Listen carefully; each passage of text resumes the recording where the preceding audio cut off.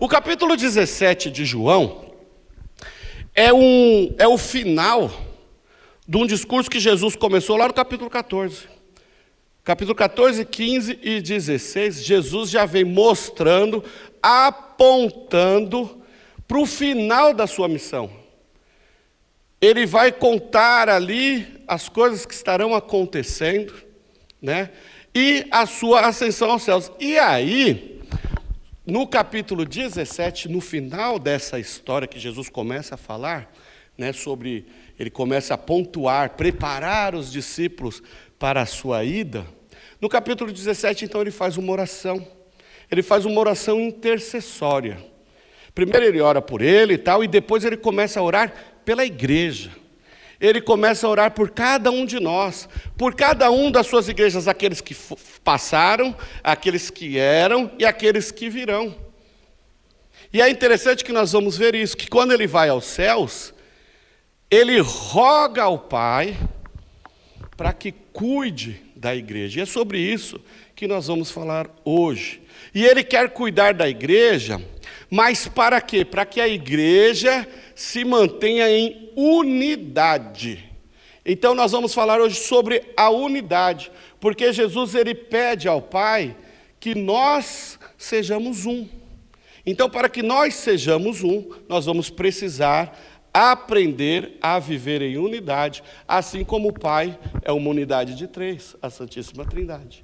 Então, vamos ler o texto. Eu vou ler só o versículo 20 e 21 do capítulo 17.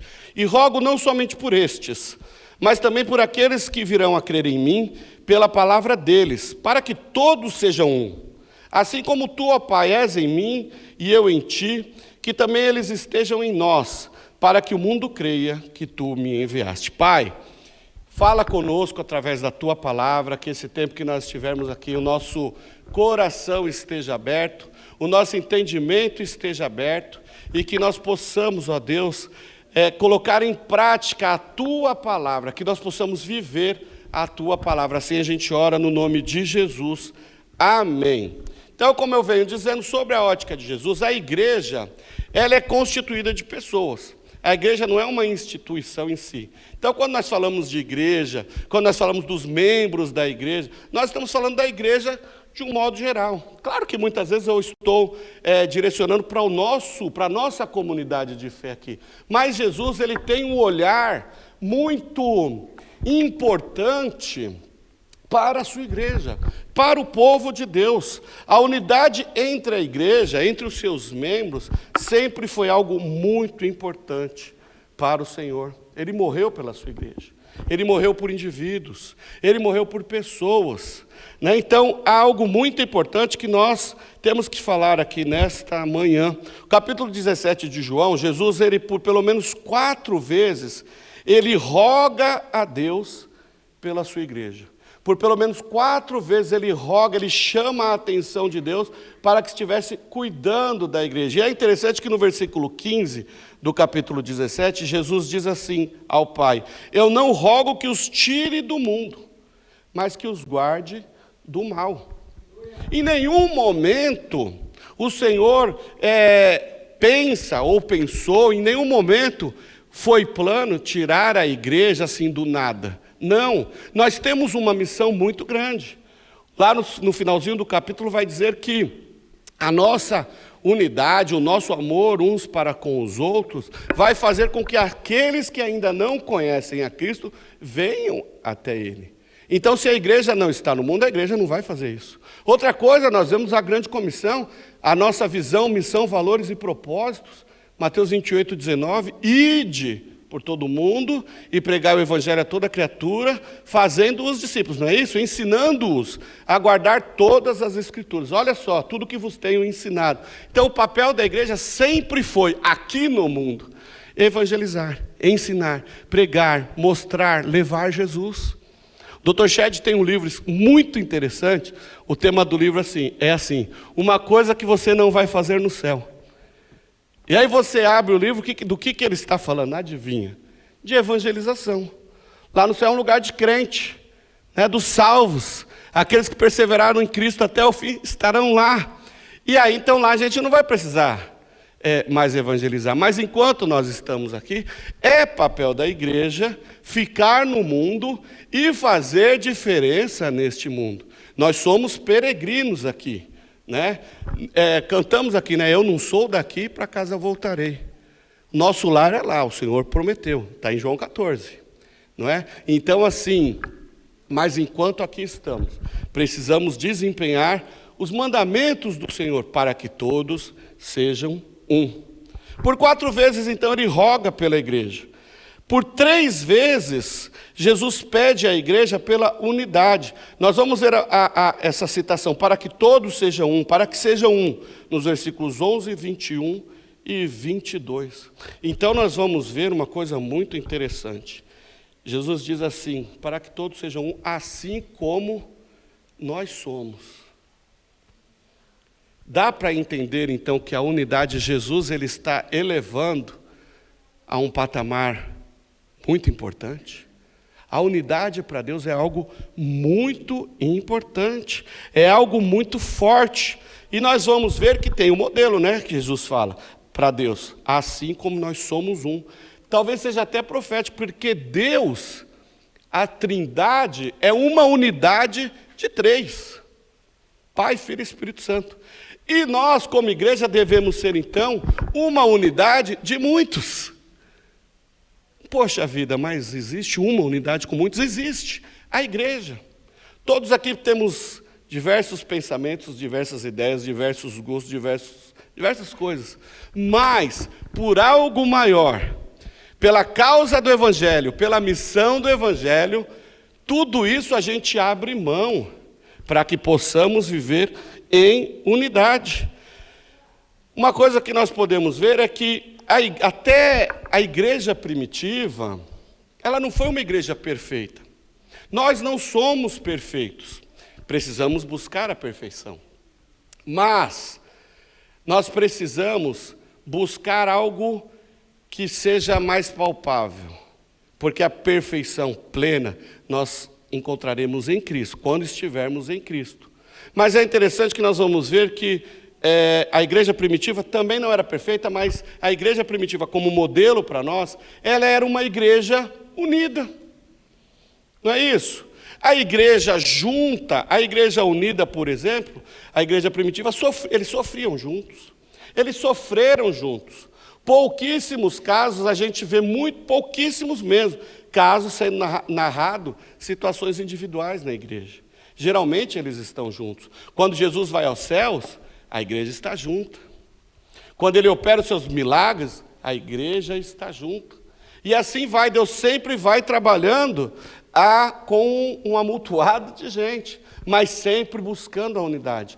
A igreja primitiva sofria junto, a igreja primitiva chorava junto, a igreja primitiva se alegrava junto, a igreja primitiva levava as cargas uns dos outros, oravam uns pelos outros, encorajavam uns aos outros. A igreja, ser uma igreja unida, né, acolhedora, parceira, é uma ferramenta de evangelismo. A nossa unidade causa impacto no mundo. A igreja precisa ser diferente. A igreja tem produzido muitos escândalos. E a igreja tem sido vista e conhecida pelos escândalos, não pela sua unidade.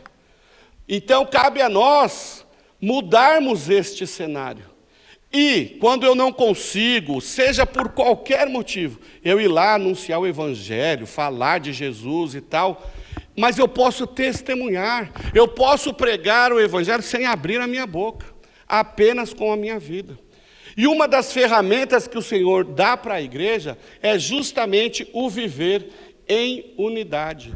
Quando uma igreja é unida, ela transforma a sociedade. Quando uma igreja é unida, os nossos familiares começam a olhar e falar assim, vocês são diferentes, eu quero ali. Nós vamos ganhar os nossos amigos, os nossos vizinhos, quando nós demonstrarmos Cristo através da nossa unidade. Nós precisamos entender e trabalhar por isso. Romanos 15 diz assim, que o Deus da perseverança e do ânimo vos deu o mesmo pensar entre vós, a mesma cabeça entre vós, segundo Cristo, Portanto, para que sejam unânimes e a uma só voz, glorifiquei a Deus e o Pai do nosso Senhor Jesus Cristo. Portanto, acolhei-vos uns aos outros, como também Cristo nos acolheu, para a glória de Deus. Versículo 9 diz, e para que os gentios glorifiquem a Deus. Paulo está falando para os romanos. E quem são os gentios? Os que não são judeus. Quem são os gentios? Nós. Esta é a palavra. O evangelho foi pregado e as pessoas, os não judeus, viam, observavam aquela unidade, a unidade do Espírito Santo, e aquilo atraía o povo a Cristo. A nossa unidade vai atrair os nossos amigos e parentes a Cristo, irmãos. É a nossa unidade, dentre tantas coisas. Jesus, quando vai ao céu, Ele quer deixar uma igreja unida. A unidade é um mandamento do Senhor.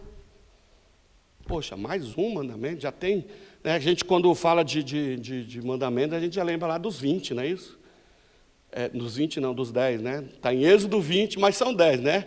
Não terás outros deuses diante de mim, não farás para ti imagens de escultura, não tomarás o nome do Senhor teu Deus em vão, lembra-te do dia de sábado para santificar, honra teu pai e a tua mãe para te prolongar os dias na terra que o Senhor teu Deus te dá, não matarás, não furtarás, não roubarás, não farás para ti imagens de esculturas, e não tomarás o nome do Senhor teu Deus em vão, não é isso? E qual mais? Faltou um aí, acho que eu falei 9, não é isso? A guarda do sábado, isso, que é o 4º mandamento. Lembra-te do dia do sábado para o santificar. Então, quando a gente fala em mandamento, a gente lembra disso. Claro que Deuteronômio, ele vai abranger, ele vai abrir esses 10 mandamentos e vão virar um monte de coisa, né? 613. E agora Jesus vem com outro mandamento. Poxa, peraí, já tem mandamento demais. O que está acontecendo? Né? O que é um mandamento? É uma regra, é uma ordem, é a lei. Mas Paulo ele vai falar que em Cristo fez-se uma nova aliança, não é isso? Então a antiga aliança torna-se obsoleta. Não é desprezável, mas obsoleta. Aqui Jesus está dizendo a mesma coisa. Agora há um novo mandamento. Jesus está dizendo, um novo mandamento vos dou, João 13:34. Que vos ameis uns aos outros, assim como eu vos amei. Amar o próximo, nos amarmos, é o novo mandamento. Este é o novo mandamento. Cuidar um do outro. Lembrar um do outro nas nossas orações, nas súplicas, na alegria, na tristeza. É como uma família. Ontem eu fiquei pensando muito nisso. As famílias aqui se defendendo, se protegendo, zelando um pelo outro. Mas Cristo quer que todos nós, todas as famílias, se tornem uma família só. Tornem-se uma coisa só. Então, eu me preocupo com o Fernando, com a Larissa, porque eu sou um com eles em Cristo. Eu não posso desprezar, esquecer, e depois no domingo a gente se encontra, uau, Fernando, que saudade de você, está me devendo um café, faz tempo. Né? Então, assim, o novo mandamento é novo por quê? Porque agora ele está apoiado em uma nova razão. O velho mandamento estava amparado na declaração lá de Êxodo 20, versículo 2, né? Eu sou o Senhor teu Deus que te tirei da terra do Egito. A lei estava para aquele povo. Agora nós vamos ver que nós, a igreja de Cristo, na nova aliança, nós recebemos um novo mandamento. Tudo aquilo, a lei que foi para o povo judeu, para o povo hebreu, ficou. Serve sim, serviu de aio, de direção até Jesus Cristo. Mas em Cristo, ela foi subrogada. E agora há um novo mandamento. E esse mandamento, ele é de maior importância. Por quê? Porque Cristo, o sangue de Cristo, nos libertou não da escravidão do Egito, mas nos libertou da escravidão do pecado. Antigamente, para que os judeus obtivessem o perdão, sacrificavam um monte de cordeiro, não é isso? Um monte de bichinho lá na Páscoa. Paulo vai nos dizer que Cristo é o nosso cordeiro pascal. Então, em Cristo, aquilo finda. E agora nós vivemos o novo mandamento, que é amar ao próximo. Nós precisamos entender e viver. Isso é algo muito maior.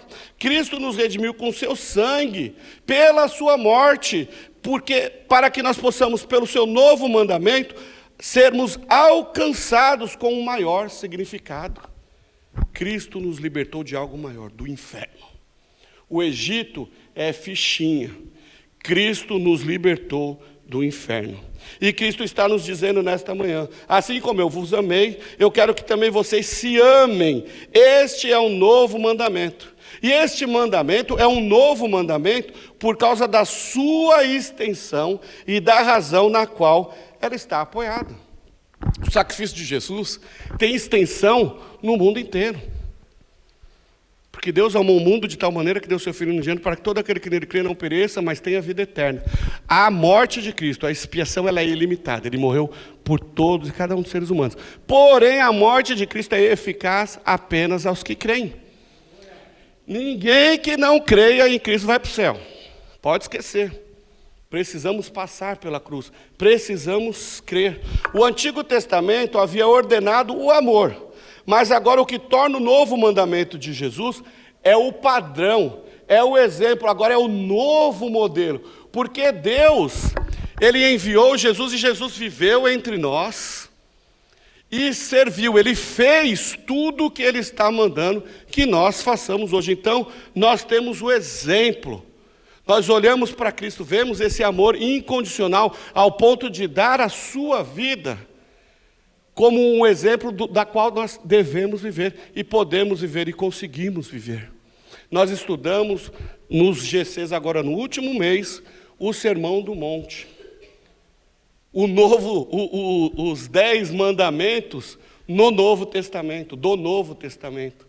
E ali Jesus nos ensinou que sim, esse nós conseguimos fazer.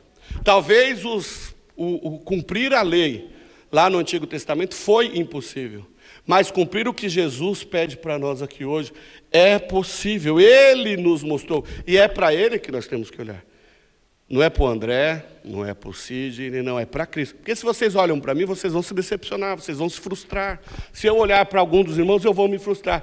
Nós precisamos olhar para o nosso exemplo e seguir este exemplo que é Jesus Cristo. O exemplo de Jesus, ao nos doar do seu amor incondicional, mostra-nos que é possível amarmos uns aos outros e produzirmos a unidade da igreja. Imagine Jesus agora, se ele vai no seu ouvidinho aí agora e pergunta assim: o que você tem feito pela unidade da igreja?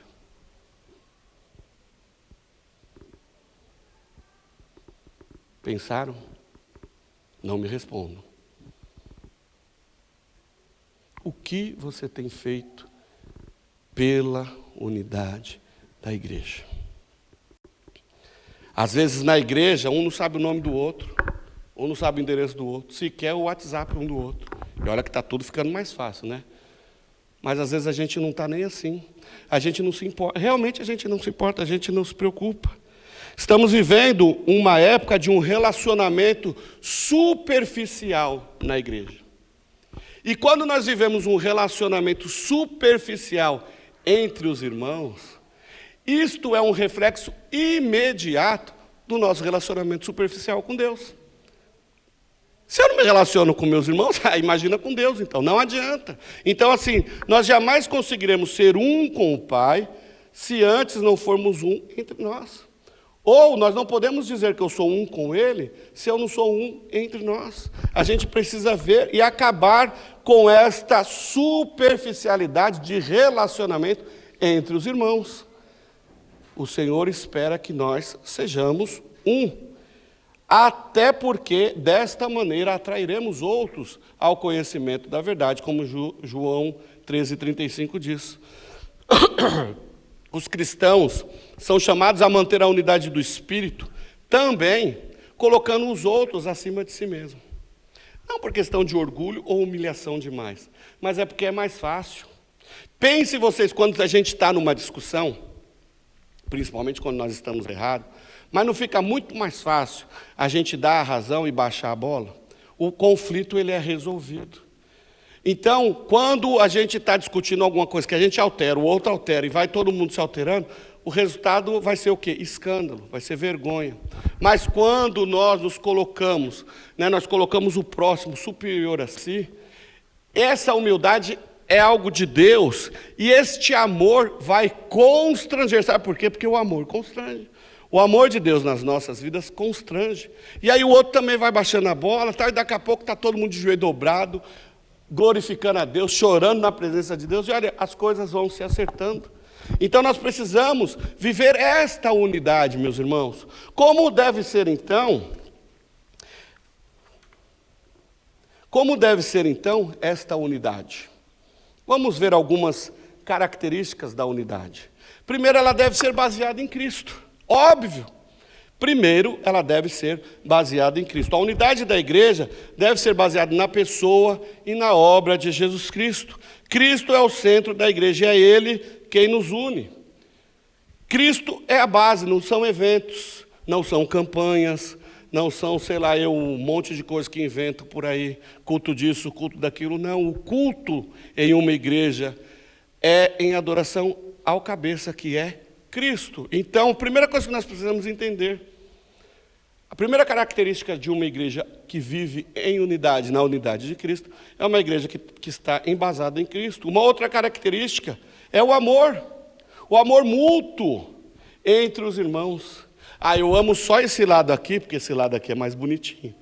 Esse lado aqui, amanhã, semana que vem, vocês sentam aqui, aí eu amo vocês. Não! É o amor mútuo, recíproco. Eu amo vocês porque o Senhor me enche de amor por vocês. Quando eu digo para vocês que eu amo cada um de vocês, quando eu encerro o culto, aqui há 5 anos, eu encerro o culto dizendo, eu amo vocês. É para vocês irem para casa sabendo que há um pastor aqui, levantado por Deus para cuidar de vocês, para cuidar desse rebanho. Que eu sou apaixonado por Deus, eu sou apaixonado pela obra de Deus, e eu sou apaixonado pela igreja de Deus. Então, quando eu estou falando que eu amo vocês, é esse amor, e é verdadeiro, eu amo vocês. Humildade, a igreja requer humildade de todos, né? Eu já falei de Filipenses 2, colocar os outros superior a si mesmo, até porque a humildade ajuda a evitar conflitos e manter a paz. Uma outra característica de uma igreja que vive em unidade. A unidade da igreja requer diálogo e comunicação aberta entre todos. Colossenses 3, 12 e 14 diz assim, então, como santos e amados de Deus, revestivos de um coração cheio de bondade, compaixão, humildade, mansidão, paciência, suportando e perdoando uns aos outros. Se alguém tiver alguma queixa contra o outro, assim como o Senhor vos perdoou, também perdoe. E acima de tudo, revesti-vos do amor, que é o vínculo da perfeição. Briguei com o Flávio, eu vou contar lá para o Alex. Meu, Flávio não presta. Eu não sei o que ele está fazendo na igreja. Deus não ama ele não. E assim vai. Aí o Alex já passa para o outro aqui, e aí vai virar aquele inferno na igreja, que o diabo quer. Mas, poxa vida, eu fiz algo para o Flávio fez algo para mim. Cara, em nome de Jesus, me perdoa. Aquela coisa da ceia, né? Se examinar, eu falei, poxa vida, tem algo aqui, eu e a Michele, que não está legal, que eu quero pedir perdão, Michele. Eu quero também te perdoar. Aquele rocambole que você não me trouxe até hoje. Eu te perdoo, Michele. E assim vai. E isso nós vamos crescendo. A gente vai crescendo, a unidade vai nos fortalecendo, a unidade vai nos tornando mais consolidados, ao ponto de olhar para um, olhar para o outro e a gente se entender, saber o que está acontecendo. É igual o grupo de louvor, um olha para o outro e já sabe o que está fora, o que não está, o que errou, o que não errou, qual o tom, a coisa que vai acontecer assim. Time de futebol, o cara está olhando para lá, mas lança a bola para cá, porque sabe que seu companheiro vai estar aqui. Isso é entrosamento, isso é unidade, é isso que o Senhor espera de nós.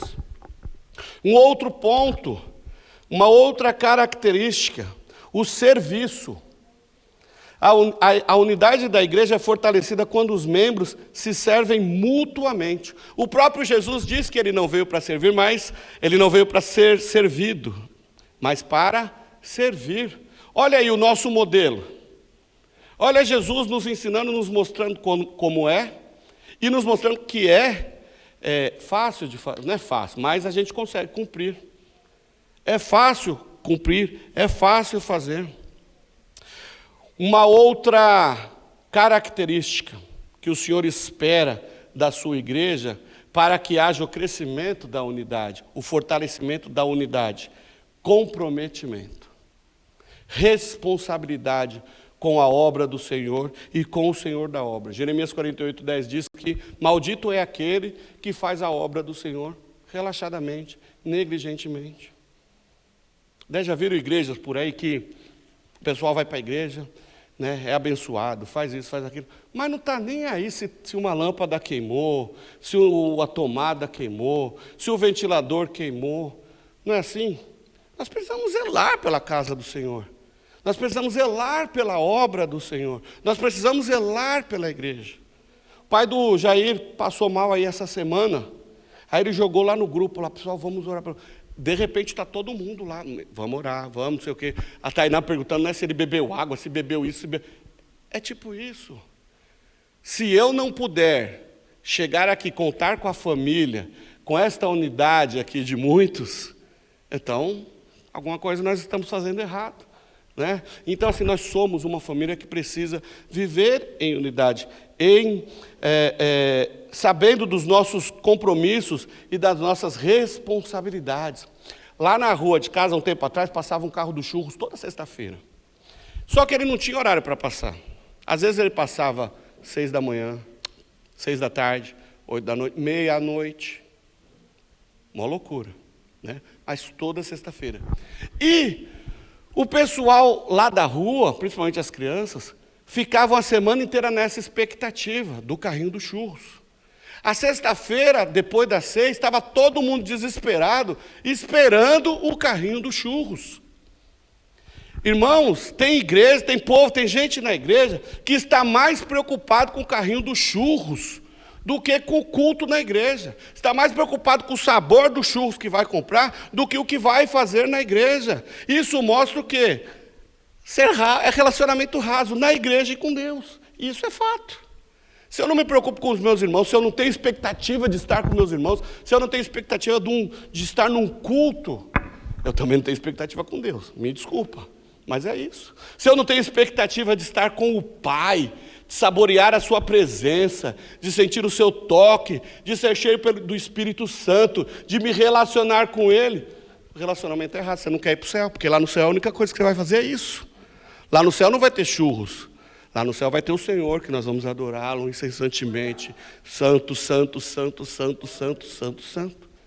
E se a gente for ficar cansado aqui agora, lá em cima vai ficar complicado, então, de chegar, não é isso? Nós precisamos entender que nós temos responsabilidade diante de Deus e precisamos sair do raso. Nós precisamos participar mais do Díper aqui com os jovens, que eles estão, sim, mergulhando na presença do Senhor. Ontem eu pensei que isso aqui ia virar vigília. Eu estava lá em casa com a Gabi, porque ela pulou tanto aqui que o pé ficou zoado, né, que ela operou o dedo. E aí eu estava lá olhando pela câmera, eu falei, esse pessoal não vai embora, vai virar vigília. Né? Então, assim, por quê? Os nossos jovens, eles estão motivados e inspirados pelo Espírito Santo a buscar mais de Deus. Eles não estão contentes com a superficialidade, eles querem mergulhar, e mais, e mais, e mais. E a igreja precisa ir junto. Nós precisamos mergulhar na presença do Senhor e sair dessa superficialidade. Há crentes que querem desfrutar e receber das bênçãos do Senhor, mas não querem compromisso com Ele.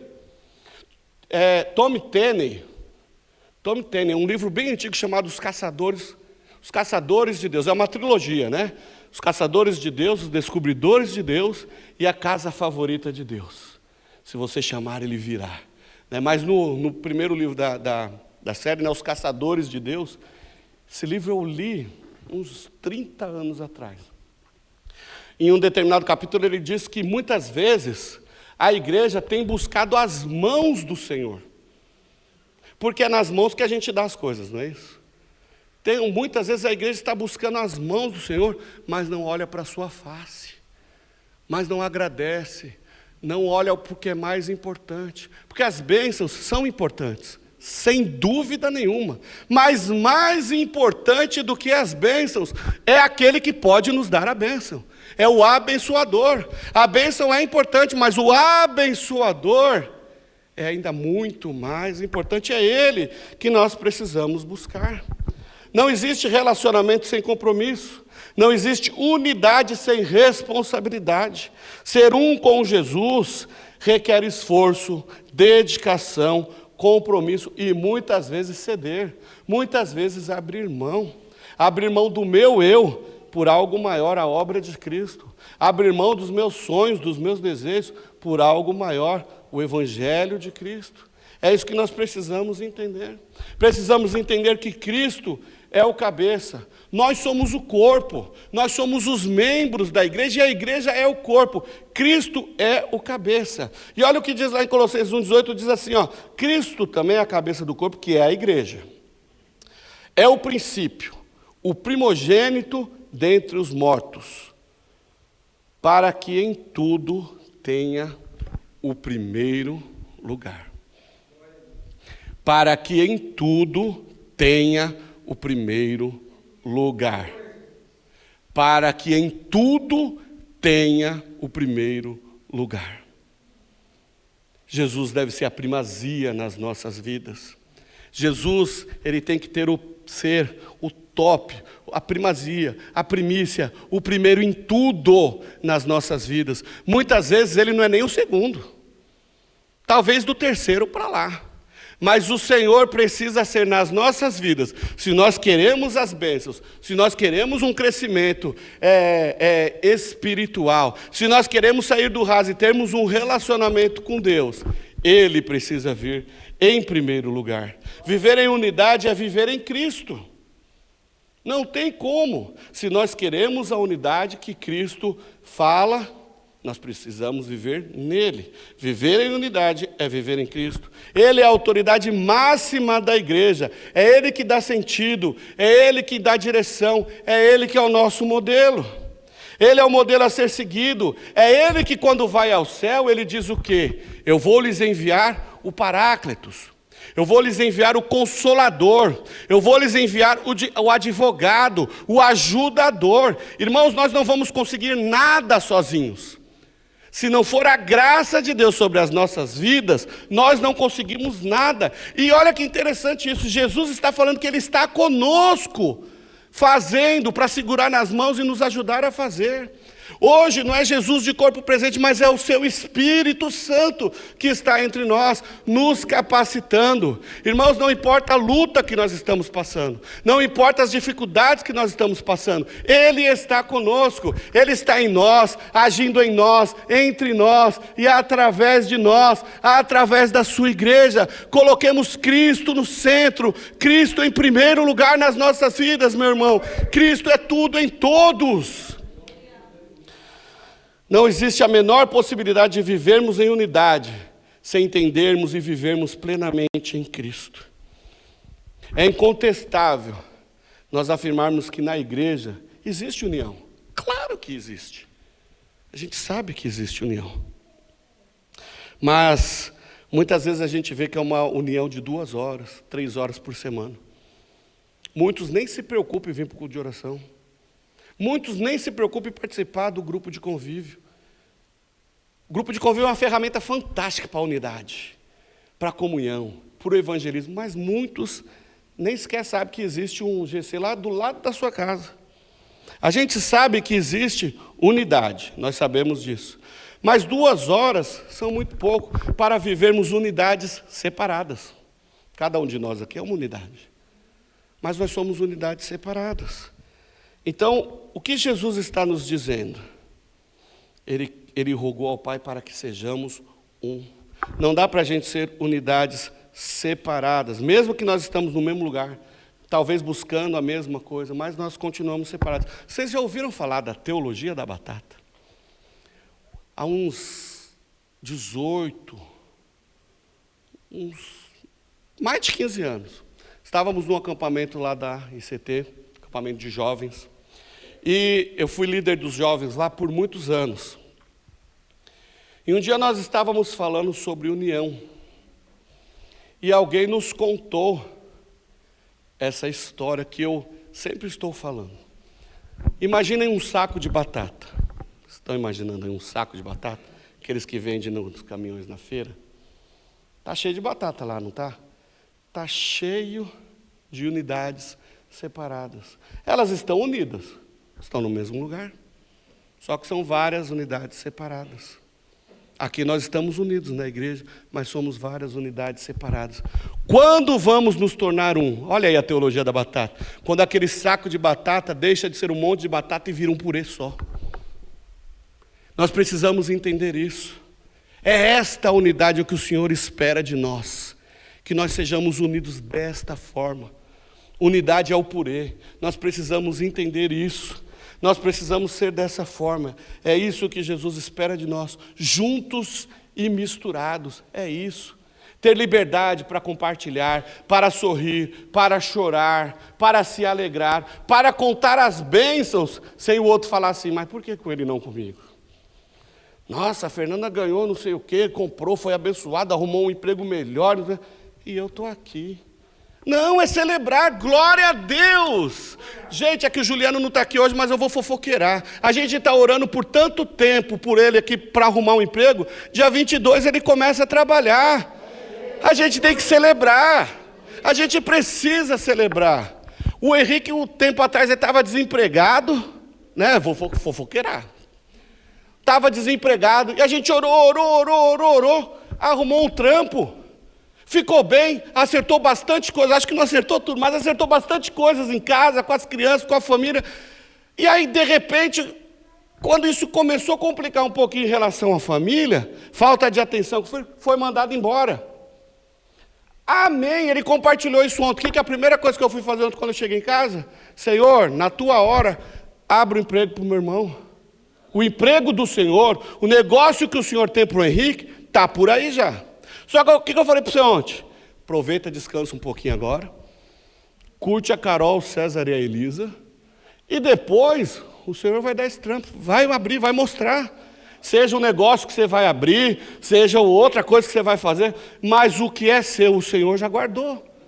A gente só precisa nos mantermos atentos, fiéis e unidos. Então, vocês já têm duas situações aí. Uma de celebração pela vida do Juliano, e outra situação é para que o Senhor abra uma porta lá para o Henrique. Não sei quantos outros pedidos estão rolando por aqui, mas a gente tem esta oportunidade. Nos GCs a gente compartilha muito isso. Nas quartas-feiras aqui, a gente chora junto, a gente ri junto. Irmãos, isto é unidade, nós não podemos perder esse tempo. Sermos unidos, juntos e misturados, implica em cuidarmos da igreja, em zelarmos uns pelos outros, nos preocuparmos uns com os outros, na medida do possível até sentir o que o irmão sente. Agora, o mais importante, quando nós nos tornamos um purê, nós não estamos sozinhos, porque na unidade que Jesus fala, Ele também está conosco.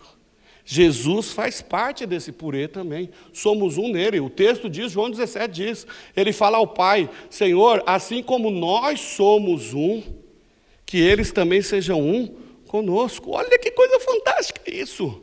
O Senhor está entre nós, o Espírito Santo do Senhor está na sua vida, irmãos, e nós não estamos aproveitando isso. Queridos, o Espírito Santo está na sua vida, o Espírito Santo está entre nós só precisamos encaixar as peças que estão faltando, entender o que está faltando, ser entendido e vivermos o sobrenatural. O ordinário a gente já vive, está na hora de buscarmos o extraordinário, de mergulharmos profundo. Jesus nos garante que está conosco. Ele vai dizer, no versículo 23, eu neles e tu em mim, para que eles sejam levados à plena unidade, para que o mundo veja que me enviaste e os amaste assim como me amaste. O 22, eu lhes dei a glória que me deste, para que sejam um, assim como nós somos um. Então nós vamos ver que é na unidade que está a bênção. É na unidade que vivemos as bênçãos. É em unidade que experimentamos os milagres.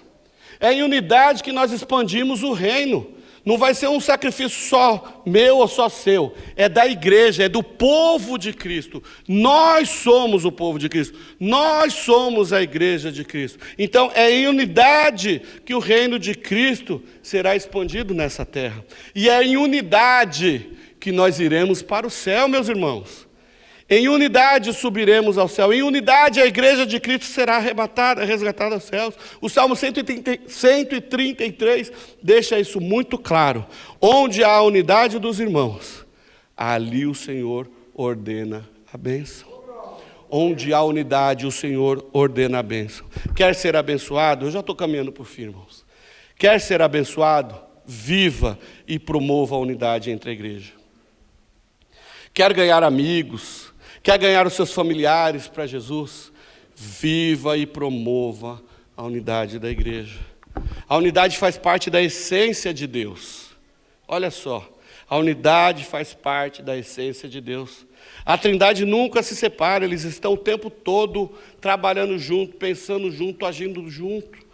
É uma unidade de 3, eu já falei isso aqui. Agora nós vamos pedir a graça de Deus para que nós possamos, como igreja, como família, abraçar e nos mantermos unidos, para que sejamos todos um, assim como Jesus disse. E eu quero ler mais uma vez, João 13:34. Um novo mandamento vos dou, para que todos sejam um. Para que todos sejam um novo mandamento vos dou, que vos ameis uns aos outros, assim como eu vos amei.